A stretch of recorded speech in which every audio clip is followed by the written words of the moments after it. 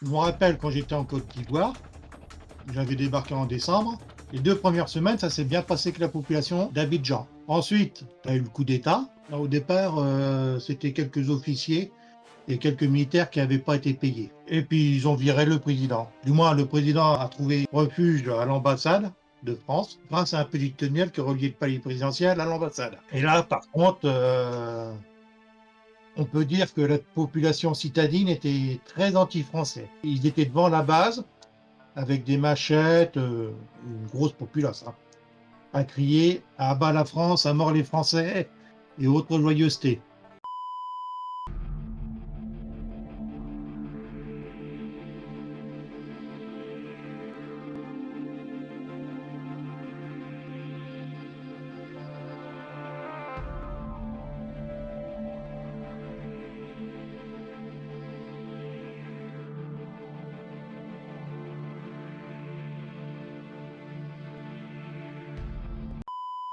J'ai fait un mandat 2 bis en Centrafrique de 96 à 97 pendant 4 mois, au 43e BIMA en Côte d'Ivoire en 99-2000 et ensuite au Gabon pendant un an de 2000 à 2001. Et c'est la question que je te posais tout à l'heure, quand on t'envoie en OPEX en Afrique comme ça, c'est quoi le mot d'ordre? C'est quoi le but justement des soldats qui partaient déjà à l'époque là-bas? En Côte d'Ivoire et au Gabon, c'est qu'on avait des bases là-bas. Donc on était des forces prépositionnées en cas où il y aura des coups d'État ou des personnes qui s'en prendraient aux intérêts ou aux résidents français dans ces pays.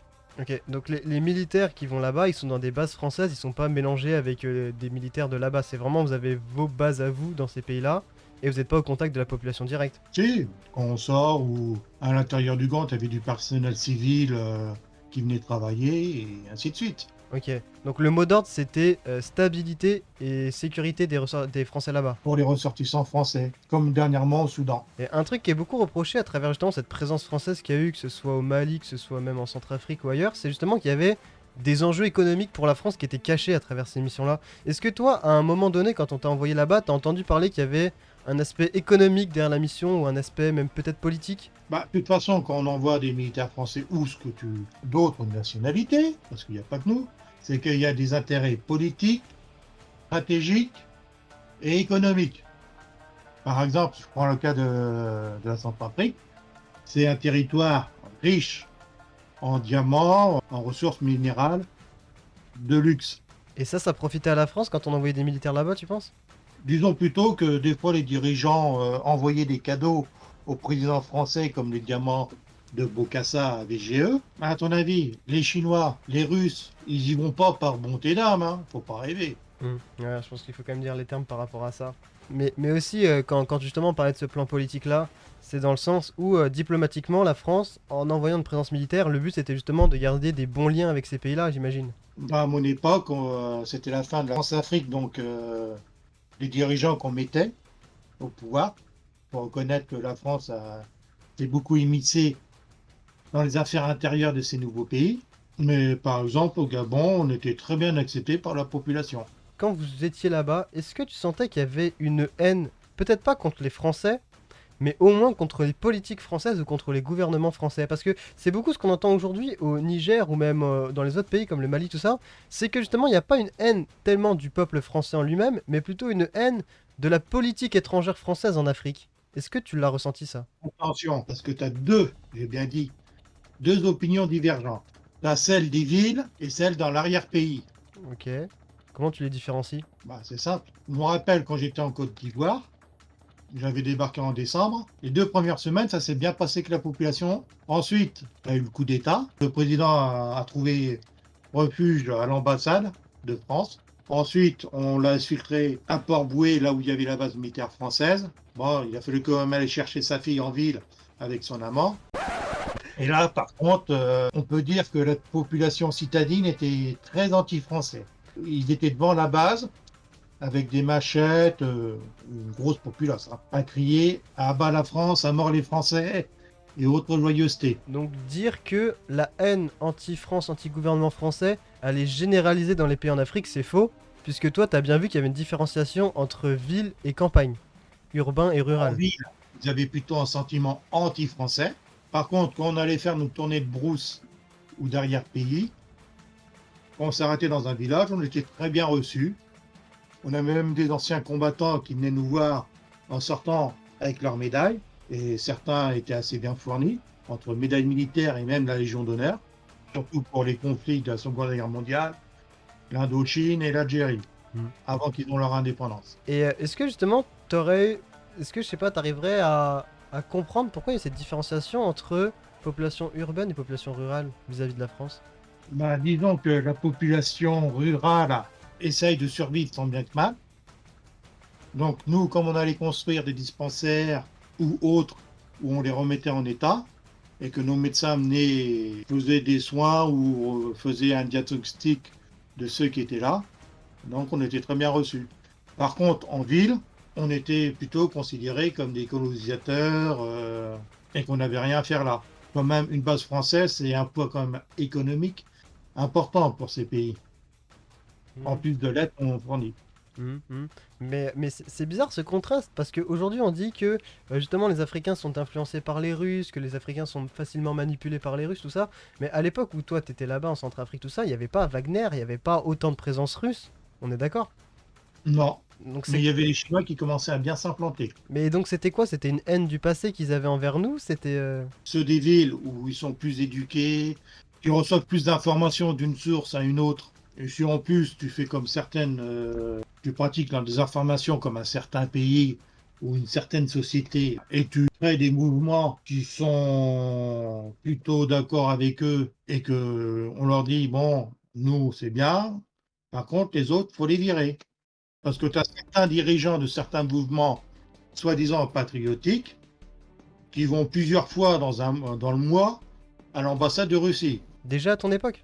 Bah, tu as certains qui adhèrent à l'ambassade de Chine, et puis voilà, hein. C'est un peu comme si à partir du moment où il y avait une sorte de libération de l'Afrique, où l'Afrique justement devient indépendante, un peu toutes les politiques extérieures des grandes puissances se seraient un peu précipitées à chercher justement quel pays pourrait influencer au maximum, depuis toujours en fait, ce serait ça? Bah, alors maintenant, je vais te dire, c'est simple, l'Afrique, c'est un gros marché. Déjà, les matières premières, ils en ont à gogo. Hmm. Malheureusement, ils n'ont pas les entreprises pour les exploiter, ni les fonds. Les fonds, c'est les étrangers. Par contre, tout ce qu'on demande quand on investit quelque chose, c'est d'avoir la stabilité. Ah, je pense que c'est honnête, faut dire les termes. C'est vrai qu'il y a des enjeux économiques en Afrique qui sont énormes. Et dire que justement il n'y a pas d'intérêt économique dès qu'il y a une politique en Afrique, Ça ce serait serait faux. faux. Ouais, voilà, ça serait faux. Je pense qu'au bout d'un moment, faut aussi dire les termes, faut être honnête. Après, évidemment, toi, en tant que soldat, en tant qu'infanterie marine, t'étais pas là-bas justement, je pense, pour exploiter les ressources. À notre niveau, on devait veiller à la sécurité des résidents français qui habitaient là-bas. Enfin, ça t'est déjà arrivé d'être en contact direct de la population là-bas et d'entendre justement ce qu'une personne avait à dire vis-à-vis de la France ou vis-à-vis de vous, soldats, à l'époque? Bah, c'est simplement quand l'opinion changeait et qu'ils étaient hostiles avec la France, bah, on sortait pas, on restait dans notre camp. Et t'avais l'impression justement que l'opinion pouvait changer très vite, favorablement comme défavorablement? Bah, après, ça dépend comment on les chauffe et qu'est-ce qu'on leur dit. Mais parce que c'est vrai que l'Afrique, c'est un continent qui est très large, c'est un continent qui est quand même culturellement très diversifié. Et quand on voit par exemple la Centrafrique, le Gabon et la Côte d'Ivoire, les trois que t'as fait, on est d'accord que la culture, c'est pas la même. Et ma question, c'est justement, est-ce que, malgré la distance entre ces pays-là, le discours était le même vis-à-vis de la France, ou est-ce que ça varie vraiment d'un pays à un autre? Parce qu'aujourd'hui, on a l'impression que Mali, Burkina Faso, enfin tous les pays-là, même le Sénégal, parfois on l'entend, sont des pays qui ont la même politique et le même avis vis-à-vis de la France. Bon, en Centrafrique, c'était un peu plus compliqué à Bangui, parce que du jour au lendemain, on était apprécié par la garde présidentielle et détesté par ceux opposants au président. Et le lendemain, on était détesté par la garde présidentielle, donc par le gouvernement, mais apprécié par la population et les rebelles. Encore une fois, à cause de l'instabilité du pays. Voilà. Et en fonction des actions qu'on entreprenait. Quand tu dis les actions que vous entrepreniez, c'est comment ça par exemple? Bah, c'est simple.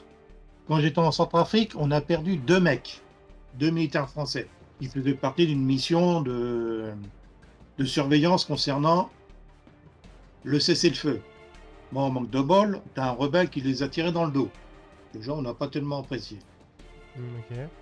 48 heures plus tard, on a un ordre de la présidence qui a dit: réglez-moi cette affaire. Donc, les forces françaises en Centrafrique. On était les éléments français d'Afrique occidentale, les EFAO.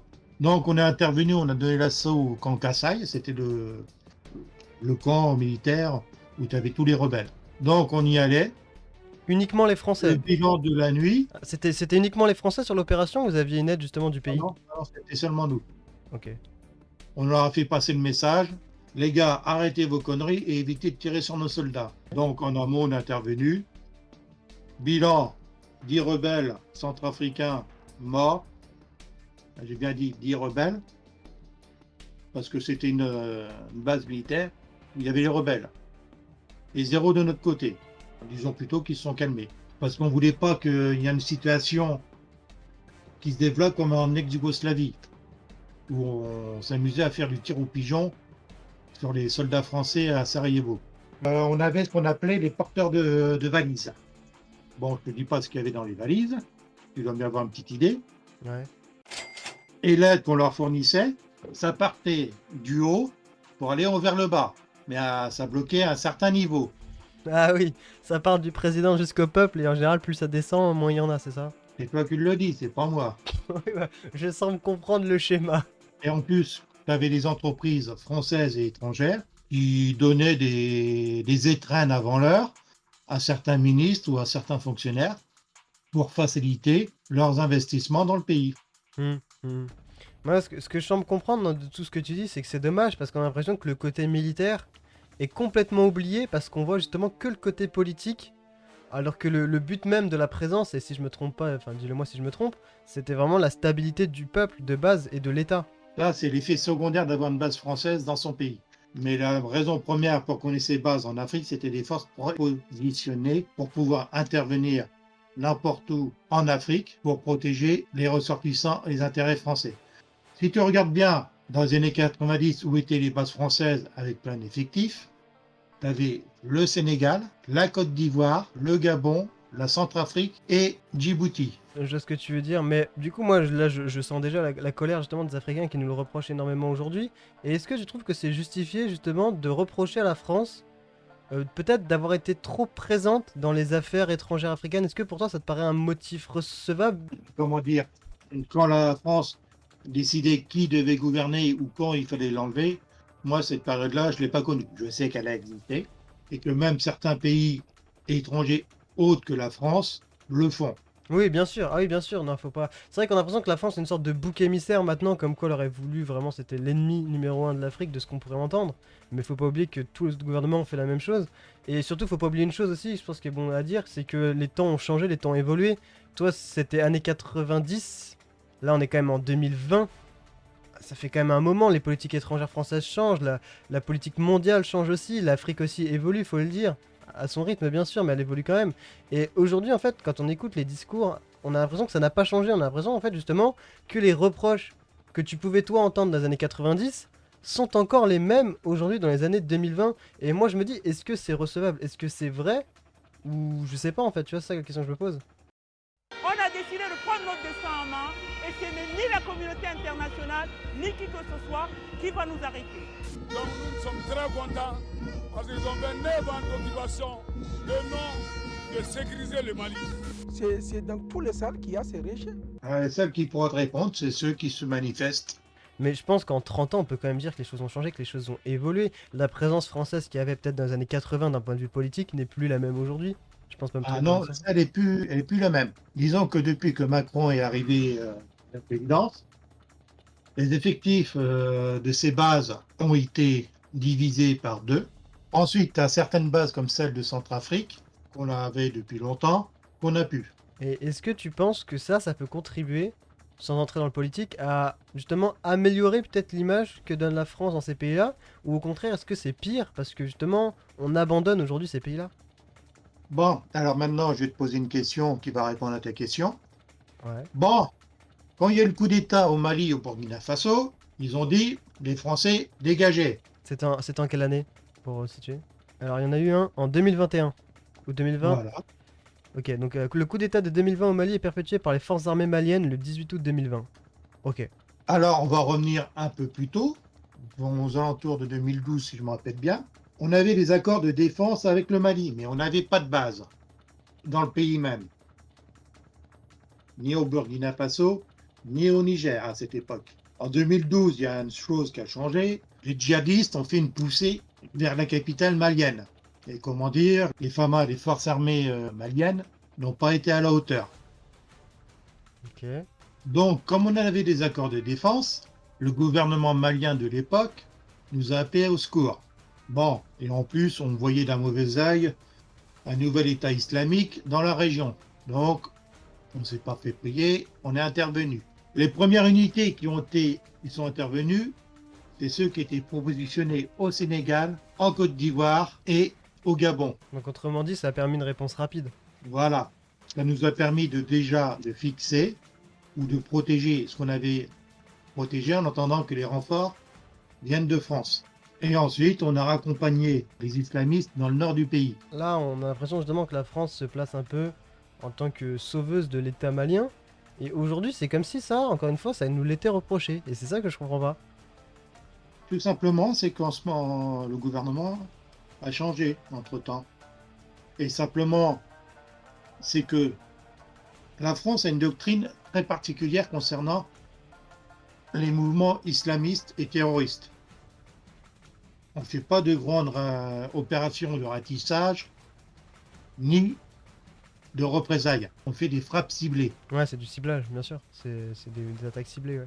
Des hommes sur le terrain, appuyés soit par des hélicoptères ou des avions. Par contre, les prisonniers qu'on faisait, on le donnait au gouvernement local. Mais ça, tu vois, c'est un peu dégueulasse, parce que ça veut dire que d'un côté, la France a l'aide, et de l'autre, dès que le gouvernement change, ça se retournera contre nous. Et je me dis, Ça nous a coûté une cinquantaine de mecs. Hein. et ce que je me dis, c'est est-ce que finalement, c'est pas un nœud de boudin qui nous retombe dessus à chaque fois, dans le sens où, quoi qu'il arrive, si le gouvernement change, si la vie change, on nous le reprochera. En fait, De toute façon, il faudra toujours un fautif. oui, voilà. Mais en fait, moi, ce que je peux comprendre à la limite, c'est que justement, peut-être avoir eu un aspect économique, avoir vu peut-être trop l'aspect économique et politique en Afrique, c'est recevable comme motif de reproche. Mais que remettre en question la présence militaire française comme justement une présence qui voudrait contrôler l'État, alors que le but c'est vraiment d'appuyer, c'est parce que, encore une fois, est-ce que tu avais une idée un peu des effectifs que vous étiez en Centrafrique? Vous étiez pas non plus 10 000, quoi. Non, non. On était environ... On n'était même pas un millier. 1000? On était 500, c'était déjà pas mal. Voilà, c'est ça. Donc on est d'accord qu'à 500, on peut pas dire que vous contrôliez la Centrafrique, c'est énorme, c'est quand même un grand territoire. À 500 De toute personnes. façon, en Centrafrique, il y avait deux bases. Une à Bangui et une au nord. Rien qu'au Gabon, par exemple, on parle de plus de 2 millions d'habitants. C'est quand même énorme aujourd'hui en Oui, mais 2021. c'est le seul pays vraiment stable qui a jamais connu de coup d'État. Le Gabon? Ouais, Donc il y avait quand même des territoires plus à risque comme la Centrafrique et des territoires, on va dire, un peu plus stables comme le Gabon. le Gabon au Sénégal n'ont jamais connu de coup d'État. Bon, peut-être un peu de tripatouillage, genre des élections présidentielles, mais ça, c'est un sport national. Mais toi, de ton point de vue à l'époque où tu étais militaire, tu gardes quand même un bon souvenir des populations de là-bas, des habitants, que ce soit Gabon, Centrafrique ou Côte d'Ivoire? Gabon, oui. Par contre, les citadins d'Abidjan et de Bangui, pas trop. Par contre, la population à l'intérieur du pays, j'ai des très bons souvenirs avec eux. Que ce soit en Centrafrique ou en Côte d'Ivoire. Mais encore une fois, ce qui était intéressant, c'est bien sûr que toi, de ton point de vue de militaire, t'es pas responsable des conséquences politiques, des conséquences économiques, t'as fait ton rôle de soldat jusqu'au bout et c'est tout à ton honneur. Et moi, je trouve que c'est justement ça qu'on a tendance à oublier aujourd'hui, c'est que avant qu'il y ait une économie, avant qu'il y ait une politique, il y a des hommes qui sont partis en mission, il y a des hommes qui ont risqué leur vie là-bas pour la population, pour les Et ressortissants il y en a français. certains qui y sont restés. Et oui, non mais faut le dire aussi, parce que certes, on peut dire oui, c'est pour les ressortissants français, oui, c'est pour la politique étrangère française. Et je pense pas me tromper en disant que certains ont peut-être même perdu la vie en essayant de protéger d'autres personnes là-bas. Oui. Et t'en as d'autres qui seront venus très marqués par ça. Et ça, c'est justement dommage, et ça, on a tendance à l'oublier parce qu'on dit oui, la politique française ci, la politique française ça. Mais faut pas oublier qu'il y a des hommes derrière, et c'est peut-être le message aussi qu'il faut faire passer, c'est que avant d'avoir une haine, bon certes après voilà, les motifs ils sont recevables ou non, ça c'est une autre histoire, mais je pense qu'il faut quand même pas oublier qu'il faut pas non plus, généraliser l'avis que peuvent penser certaines personnes anti-françaises, et deux, qu'il faut pas oublier qu'il y a un aspect humain avant tout derrière, français, africains ou autres, c'est pas le souci. C'est qu'il y a des hommes qui y restent dans Oui, ce genre de conflit. mais généralement, on oublie les morts qu'il y a eu. Je disais oui, c'était bien du coup parce que t'as été quand même vachement transparent sur le fait que la France voit quand même aussi ses intérêts. Pas tout le monde le dirait. Et je pense que c'est bien d'avoir cette aussi transparence de reconnaître ce fait-là. Mais la réalité fait peu de cas ou ne fait pas le poids face à l'idéologie. Ça sera toujours l'idéologie qui prévaudra, malgré la réalité du terrain. Ça veut dire qu'on a une tendance à plus masquer la vérité pour favoriser l'idéologie ou l'image d'un pays. Disons qu'on dit les vérités qui arrangent certaines personnes. Mais en tout cas, bravo parce que je trouve que c'est quand même honnête aussi de nous reconnaître de notre côté parce que voilà, encore une fois, pas tout le monde est Ben transparent. moi, je ne connais pas un pays qui n'a pas d'arrière-pensée quand il va dans un pays. Mais c'est ce que je dis à chaque fois pour qu'un contenu soit bien fait, pour qu'un contenu soit intéressant. Je pense que son but c'est à la fois d'être neutre et surtout transparent vis-à-vis des faits. Car certains mouvements politiques étrangers ou français, je bien dis français, qui font tout pour mettre des bâtons dans les roues ou qui voient que leur intérêt. Après voilà, nous on n'était pas là pour être dans le débat politique, on n'était pas là justement pour faire passer un message, mais déjà que toi entendre ton avis d'ancien soldat qui a quand même vécu, qui a quand même vu ce que c'était là-bas, et de se dire que 30 ans après, on a l'impression que les reproches sont toujours les mêmes.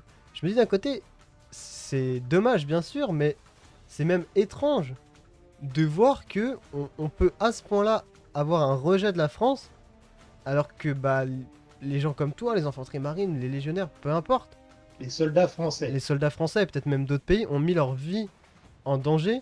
mais qui l'ont payé cher. Que tu pourras dire aux personnes que tu auras du Mali ou du Burkina, eux, ils étaient contents de voir les militaires français partir, mais les habitants qui étaient au nord du Mali, est-ce que eux, ils étaient contents de voir les Français partir? Ceux qui étaient plus exposés aux menaces terroristes. Voilà. Bon, tu vas me dire que maintenant, ils ont Wagner. Ouais. Mais c'est drôle, hein, parce que du coup, à l'époque où tu étais, encore une fois, il n'y avait pas cette Russie, il n'y avait pas Wagner, il n'y avait pas toutes ces affaires-là.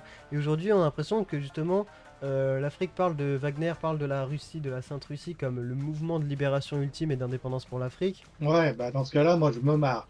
Donc à voir ce que ça donne, mais l'époque change, mais les reproches restent les mêmes, c'est ça que je trouve un peu, on va dire, dommage. Oui, comme je te l'ai dit, c'est un continent sous-développé. Donc, un gros marché. Pour tout ce qui est construction et développement Et pour exploiter les ressources. naturel. Et là, je vais t'envoyer 2 petits documents concernant Wagner. Ils viennent de l'ONU, Le pas groupe, du gouvernement français. le groupe russe Wagner harcèle et intimide les civils experts de l'ONU. Et ça, c'est pas la France qui le dit. L'opération de maintien de la paix au Mali, elle va dégager. C'était pas... Donc, les soldats africains sous casque bleu pour cette mission sont priés de retourner chez eux. Donc, ce que veut dire, c'est que maintenant, il n'y aura plus que Wagner et l'État malien. En tout cas, tu vois pas Wagner comme une solution pour l'Afrique sur le long terme. Alors, pas du tout, parce que qu'on me dise que Wagner, c'est les sauveurs, je me marre. Ok, je mettrai les liens dans la description pour tous ceux que ça intéresse, là je suis en train de voir les documents. Et ça, c'est pas français, hein. Ok, et bah écoute Fred, merci beaucoup de nous avoir parlé un peu de ce que toi t'as vu, de ce que toi t'as ressenti, de ce que toi t'as vécu surtout, je pense que c'est le plus important. Peut-être qu'il y aura une prise de conscience au niveau des mentalités, peut-être qu'il y aura aussi un débat en commentaire, évidemment ça peut être le but, donc c'est dans le respect. Et bah merci à toi d'avoir participé à la vidéo, en tout cas c'est vachement intéressant aussi de se dire, bah, du point de vue d'un soldat, qu'est-ce que ça donnait à l'époque. Et de surtout voir, encore une fois, c'est mon bilan, que 30 ans après, les reproches sont les mêmes. C'est ça que je trouve quand même assez inquiétant. Donc, les sources sont différentes. Voilà, et surtout que les issues semblent différentes. Là, on se tourne beaucoup vers Wagner et comme tu sembles dire, c'est peut-être pas une solution. Après, voilà, encore une fois, nous, on n'est pas là pour entrer dans le politique, donc on verra ce que ça donne. Bah, merci beaucoup, Fred, en tout cas.